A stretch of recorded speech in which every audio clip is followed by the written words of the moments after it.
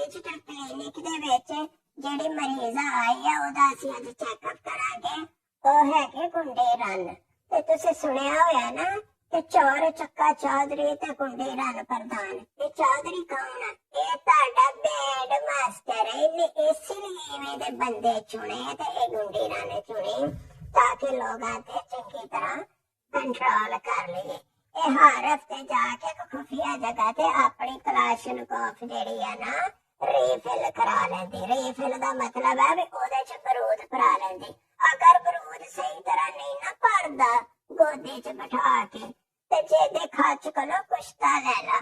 ਉਹ ਕੁਸ਼ਤਾ ਬੜਾ ਆਪਣਾ ਵੇਚਦਾ ਹੈਗਾ ਤੇ ਇਹ ਗੁੰਡੀ ਰੰਨੇ ਤੇ ਜਿੰਨਾ ਮਰਜ਼ੀ ਕਰ ਲੈ ਤੇਰੀ ਤਸੱਲੀ ਨਹੀਂ ਹੋਈ। ਸਾਨੂੰ ਪਤਾ ਤੇਰੀ ਤਸੱਲੀ ਕਿਉਂ ਨਹੀਂ ਹੋਈ। ਜੇ ਤੂੰ ਕੋਈ ਖਾਸ ਕੁਸ਼ਤਾ ਬਣਾ ਜਿਹਨੂੰ ਕੋਈ ਬੰਦਾ ਖਾਵੇ ਤੇ ਗੁੰਡੀ ਰਨ ਦਾ ਗੁੱਸਾ ਠੰਡਾ ਹੋਵੇ। ਇਹਦਾ ਗੁੱਸਾ ਨਹੀਂ ਠੰਡਾ ਹੁੰਦਾ ਪਿਆ।